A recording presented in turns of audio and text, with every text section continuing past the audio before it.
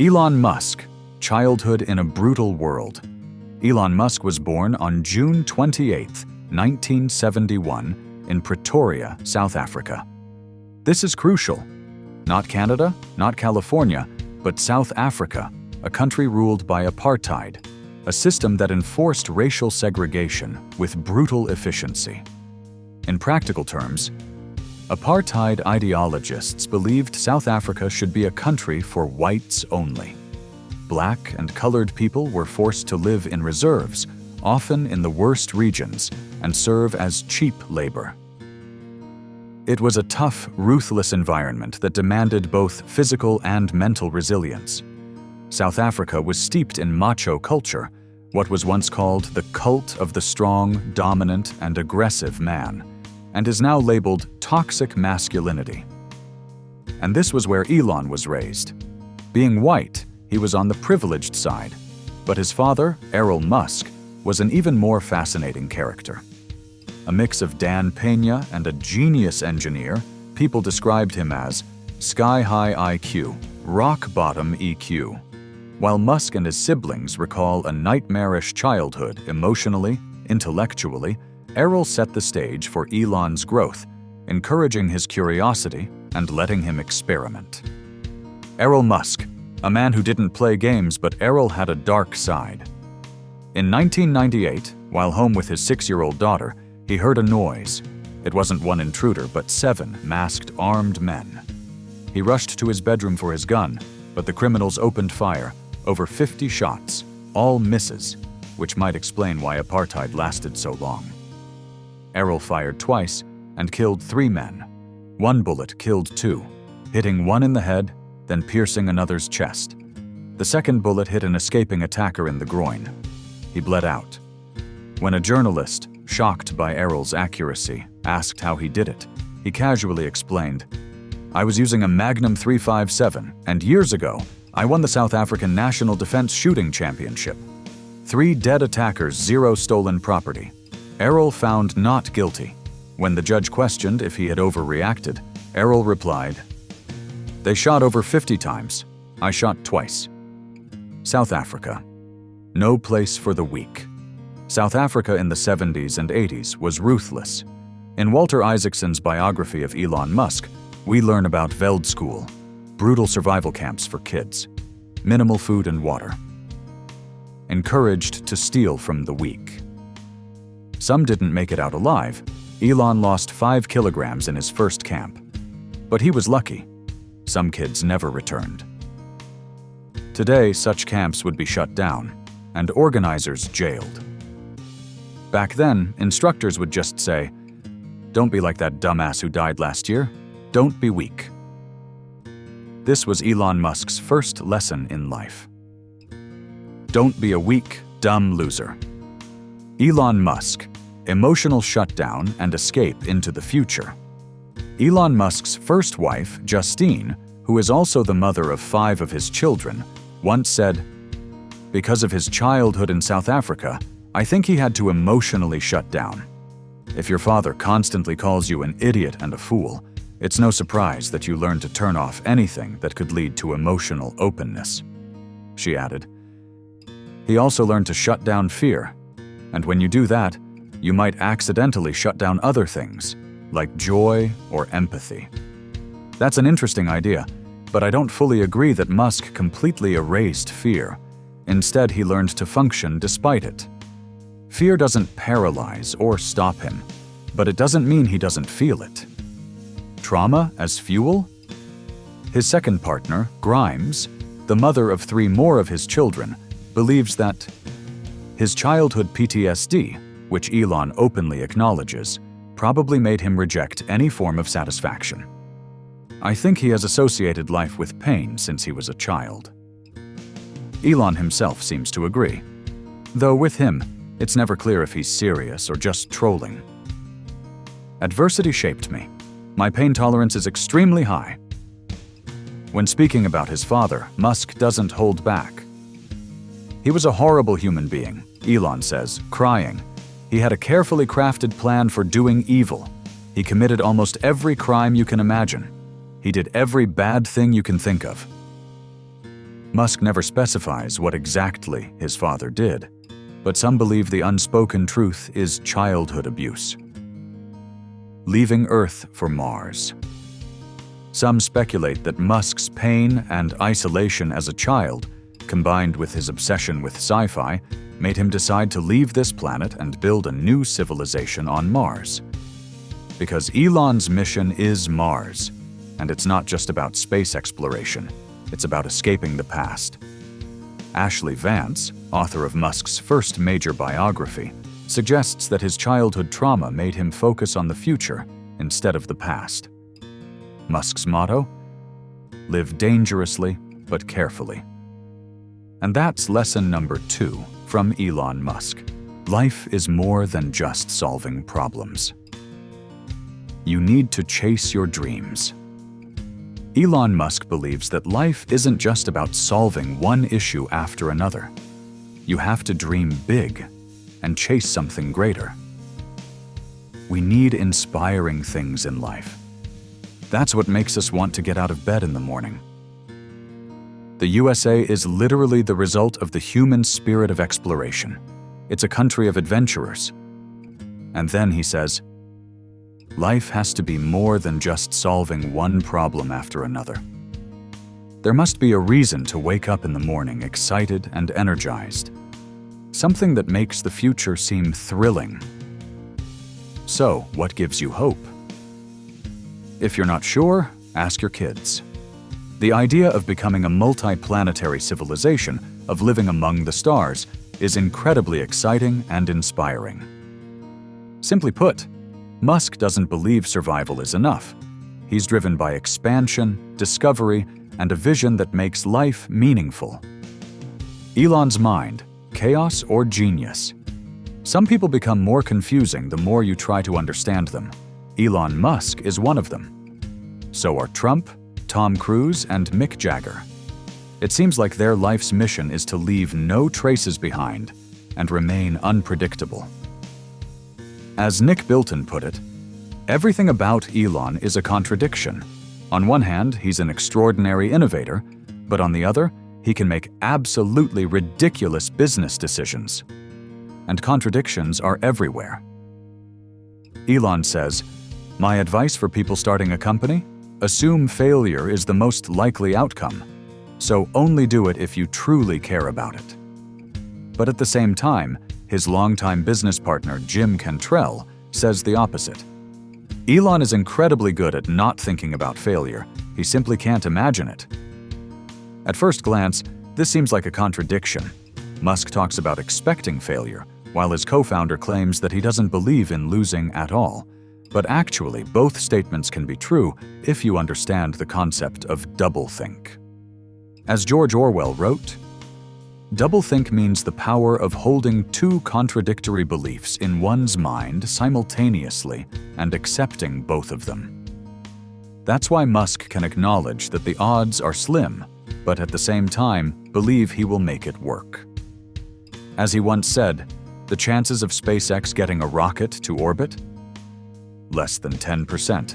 Same with Tesla. But let God be my witness. If everything burns and falls apart, I will still make it happen. His biographer, Ashlee Vance, highlights not only Musk's insane risk tolerance, but also his ability to endure extreme stress while keeping both his vision and technical details in focus. How does he run so many companies at once?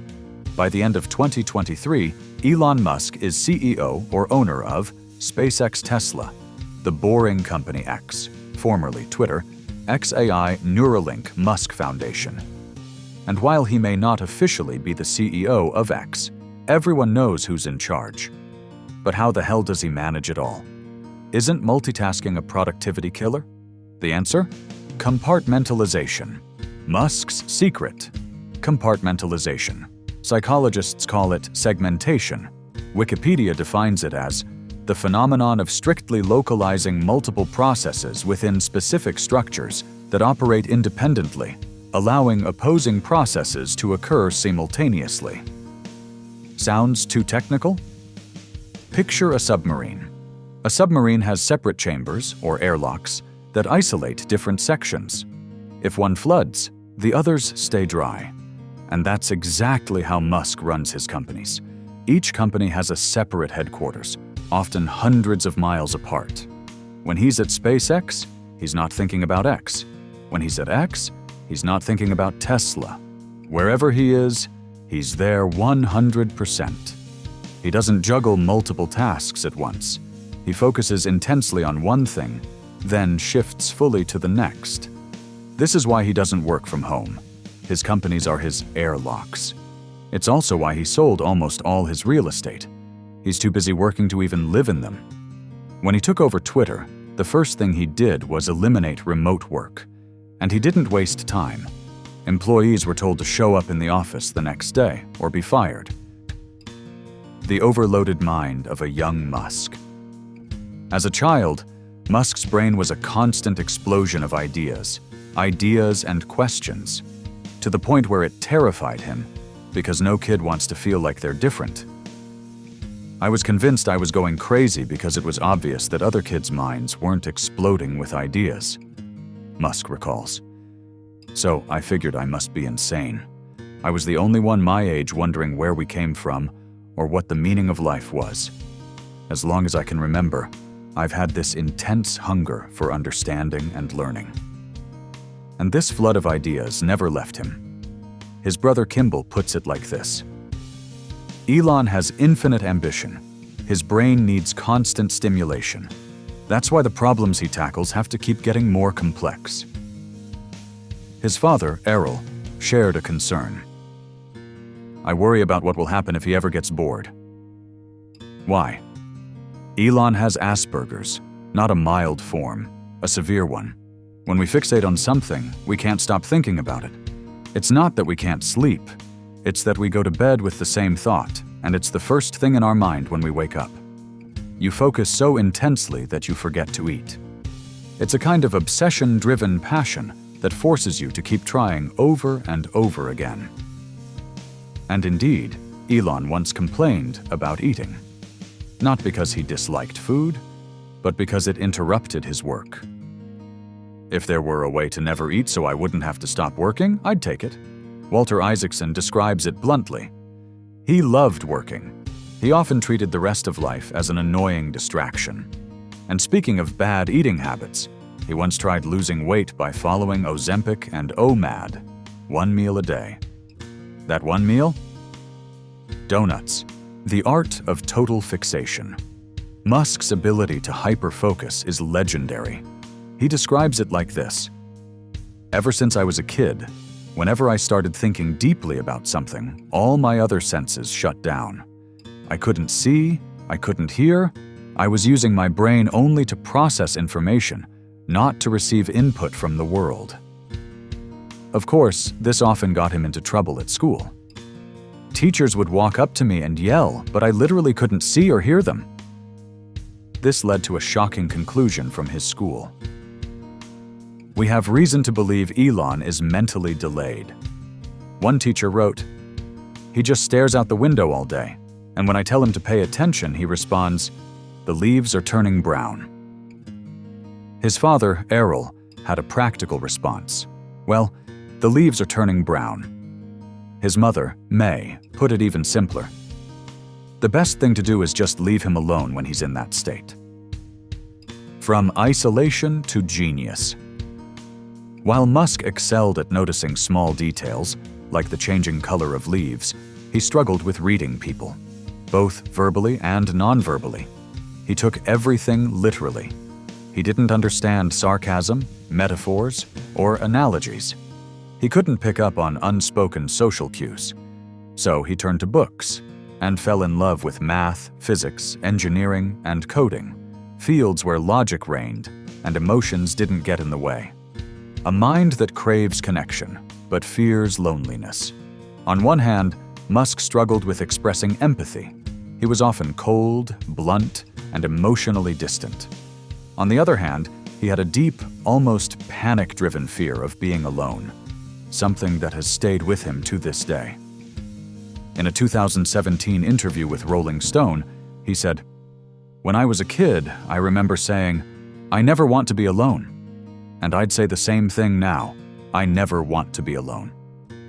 Reading as an escape: how books shaped Elon Musk. For young Elon, reading was an escape. He would devour books for up to 9 hours a day, even reading entire encyclopedias. When visiting friends or family, he would often slip away into a room full of books, picking out something to read instead of socializing. He was also deeply fascinated by comic books, especially those featuring superheroes saving the world. They always tried to save the world, wearing their underwear over tight lycra suits, which is kind of weird, but the important thing is that they were trying to save the world. But if one book had the biggest impact on him, it was The Hitchhiker's Guide to the Galaxy by Douglas Adams. It helped me escape existential depression. He was 12 years old at the time. It's not about the answers. It's about asking the right questions. At one point in the book, the inhabitants of the galaxy build a supercomputer, think modern AI today, to find the ultimate answer to life, the universe, and everything. After 7 million years, the supercomputer finally reveals the answer: 42. Naturally, people are furious. What the hell does that mean? The computer calmly responds, the answer is definitely 42. But if I may be honest, the real problem is that you never knew what the actual question was. This was a key lesson for Musk. It's not about the answers, it's about asking better questions. As he puts it, this book taught me that we should expand our awareness, because by doing so, we will learn to ask better questions. And the answers to those questions? That's the universe itself. It was also this book that planted the idea in Elon's head that maybe reality itself is just a simulation, a theory he would later become one of the most vocal supporters of. Though, given his love for trolling, it's hard to tell how seriously he means it. The simulation theory. One of my biggest issues with Walter Isaacson's biography, which, as I've said before, is excellent, is that he barely touches on simulation theory, mentioning it only once. I don't know why. This seems like a pretty big deal. Luckily for you, I did some deeper digging than Isaacson and found another book about Musk that dives into it. Breaking Twitter by Ben Mesrich, published in late 2023. If that name sounds familiar, it's because Mesrich also wrote The Accidental Billionaires, which became the movie The Social Network and contributed to HBO's Billions. Musk's view on simulation theory. Here's what Ben Mesrich says about Musk's take on it. Elon believes we're all living in a simulation, and that he's the main character, and the rest of us? We're just NPCs, non-playing characters. This, according to Mesrich, explains why Musk can be so authoritarian and ignores most people's opinions. If an NPC walks up to you in a video game, you don't ask for their advice. You don't even think they're real. That's how Musk sees the world. Are we just living in a computer program? Mesrich continues. It seems like ultra-successful people like Elon often feel like they're in a simulation. The world starts to feel more and more like a video game, and its absurdity only increases over time. These quotes don't come from the book itself, but from interviews Mesrich gave after its release. But in Elon's own interviews, he takes it a step further. If we're in a simulation, then someone, somewhere, is watching us. And this leads Musk to another big conclusion. If this is a simulation, don't be boring. Think about it.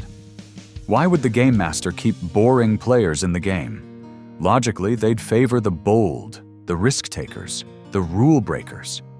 This idea weirdly aligns with Machiavelli's old advice: fortune favors the bold. It also connects back to some of our previous lessons. Live dangerously, but carefully. Don't be a weak, dumb loser. And now? Don't be a weak, dumb, boring loser. Elon Musk and the logic of simulation theory.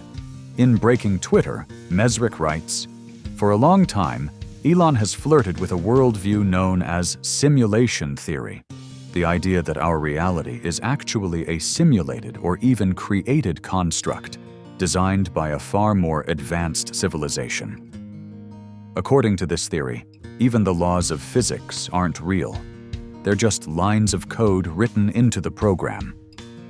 The roots of this idea go back to 2003, when philosopher Nick Bostrom argued that a highly advanced civilization would eventually create a technology capable of perfectly simulating reality.